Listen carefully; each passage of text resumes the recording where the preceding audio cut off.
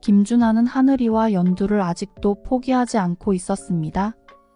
그러다가 태경이 집 앞에서 은금씨를 만났는데요.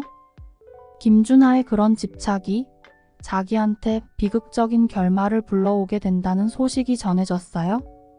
이번 영상 끝까지 봐주시면 결말에서 등장할 은금실의 눈부신 활약이 어떤 건지 확인하실 수 있으실 거예요. 은금실은 연두와 태경이 사이를 확실하게 밀어줬습니다. 그런 은금실에게 자기가 하늘이 아빠라고 주장하는 김준하는 정말 눈엣 가시 같은 존재였을 텐데요. 은금실은 연두와 태경이의 사랑을 위해서 김준하를 제거해버리기로 마음을 먹었습니다. 은금실이 마음을 먹은 이상 김준하는 이제 곧 죽은 목숨이나 다름없다고 봐야 할 것 같은데요.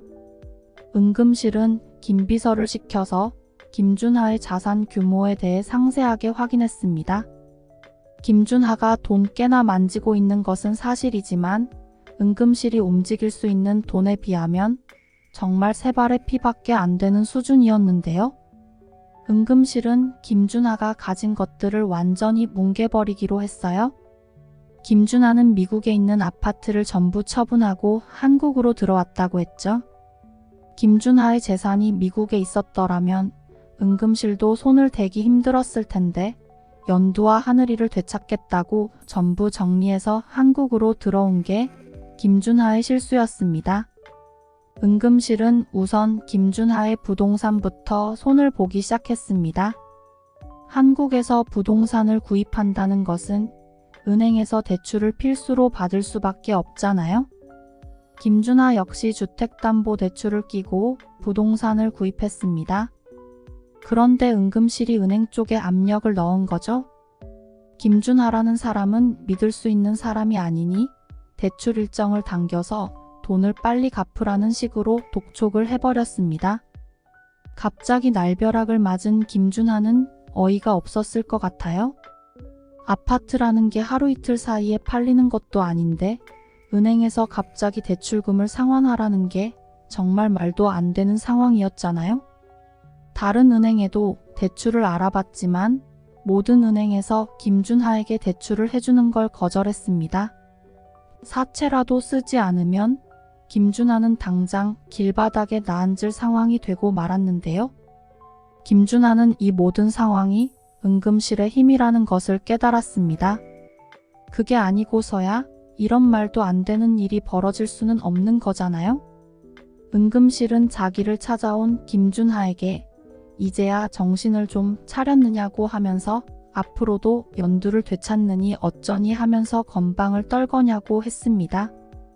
은금실은 김준하와 연두 사이에 있었던 일을 전부 알고 있었잖아요. 은금실이 태경이한테 사과를 하겠다고 찾아왔을 때 태경이 집 앞에서 우연히 김준하와 마주쳤었습니다. 모른 척하고 지나가도 시원찮을 판에 김준하가 먼저 와서 은금실한테 인사를 했잖아요. 자기는 연두와 하늘이를 되찾을 거라고 하면서 큰 사모님 손자분께서 자기 여자와 아이를 데려가 버렸다는 헛소리를 짓거렸습니다. 은금실은 노발대발 화를 내면서 너는 아이를 지우라고 했던 주제에 이제 와서 되찾겠다고 하는 게 말이 되냐고 불호령을 내렸습니다. 아주 못된 놈의 자식이라고 하면서 김준하한테 지팡이까지 휘둘렀는데요. 은금실이 이제 고령이기 때문에 은금실이 휘두르는 지팡이가 김준하에게 그리 위협적이지는 못했습니다. 은금실은 분이 풀릴 만큼 시원하게 김준하를 두들겨주고 싶었지만 당시에는 그럴 수 없었던 건데요. 그래서 은금실이 가진 진짜 힘을 휘두르기로 한 거였습니다. 은금실이 가진 진짜 힘은 지금까지 은금실이 이뤄놓은 NX그룹 그 자체였죠. 김준하는 은금실이 얼마나 무서운 사람인지를 모르고 있었습니다. 이인옥이 연두를 데리고 와서 김준하를 하늘이한테 주라고 했을 때 그때 은금실이 얼마나 무서운 사람인지를 깨달을 기회가 있었는데요. 하지만 김준하는 그때도 하늘 무서운 줄 모르고 날뛰고 말았죠. 이인옥한테 이렇게 자기를 도와주셔서 감사하다는 말을 하면서 자기는 하늘이만 되찾는 걸로 만족하지 못한다고 했는데요. 연두까지 되돌려받겠다는 말을 하는 김준하를 이인옥은 콧방귀도 뀌지 않고 무시해버렸습니다. 이인옥은 연두를 데려와서 하늘이를 김준하한테 주면 태경이를 허락해주겠다고 했잖아요. 엄마한테서 아이를 떼어놓으려고 한다는 건 정말 하늘도 분노할 행동이었습니다. 이인옥이 이렇게까지 무서운 사람이라는 걸 연두와 김준하 모두 이때 깨닫게 된 거였는데요. 이인옥은 연두가 당연히 하늘이를 내놓지 않을 것이라는 것을 알면서도 이런 무서운 행동을 한 거였어요. 김준하는 이런 이인옥의 무서움을 보고 이때부터 겁을 냈어야 했죠. 이인옥이 이렇게 무서운 사람인데 지난 몇십 년을 집에서 기도 펴지 못하고 살았잖아요. 은금실은 식사 자리에서 이인옥이 태경이와 한바탕 했다고 하면서 어떻게 애미하고 자식을 떼어놓을 생각을 하느냐는 이야기를 했습니다. 그런 짓을 하니 태경이가 찾아와서 이인옥과 절연을 하겠다고 엄포를 놓은 거라고 했는데요.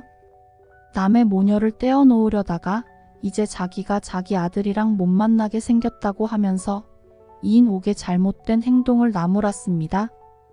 이인옥은 태경이 문제니까 은금실하고 상관없다고 맞받아쳤습니다. 그동안 은금실이 태경이한테 얼마나 모질게 구박했는지를 들추면서 태경이 일에 상관하지 말라고 한 건데요. 은금실은 더욱 버럭 화를 내면서 태경이가 왜 상관이 없냐? 태경이는 우리 호적에 올라와 있지 않느냐는 이야기를 했는데요. 사실 예전 같았으면 태경이가 행복하지 않기를 바랬던 은금실인 게 맞았죠. 하지만 연두가 들어오고 나서 태경이와의 관계도 많이 변했습니다. 은금실은 태경이와 연두가 진심으로 행복하기를 바라고 있었잖아요. 그래서 은금실이 공찬식과 이인옥 사이를 반대했을 때도 이인옥한테 태경이를 떼어놓고 오라는 소리는 하지 않았다고 했습니다. 은금실이 이인옥을 엄청나게 반대했을 텐데요. 하지만 그런 은금실마저도 부모 자식을 떼어놓겠다고는 하지 않았는데 이번 일은 이인옥이 정말 너무 잘못한 일이라는 꾸짖음이었습니다. 그런데 이인옥도 지지 않았는데요. 반대는 안 하셨어도 구박은 하셨다고 하면서 몇십 년 동안 집안을 독불장군처럼 지배해온 사람이 어떻게 그런 말을 하냐고 했습니다. 이인옥도 무서운 사람이지만 은금실은 그런 이인옥마저 꼼짝 못하게 할 정도로 정말 무서운 사람이었던 건데요. 결국 연두의 부탁으로 진심으로 미안한 마음을 이야기하며 눈물의 사과를 하긴 했지만 그건 가족이기 때문에 가능한 사과였어요. 가족도 뭣도 아닌 김준하한테는 독불장군으로 NX그룹을 키워냈던 은금실의 카리스마가 가감없이 발휘되기 시작했던 건데요. 김준하는 은금실 앞에 무릎을 꿇을 수밖에 없었습니다. 그렇게라도 하지 않으면 김준하는 가진 재산마저 탈탈 털려서 한국에 발을 붙이고 살 수 없게 될 것 같았거든요.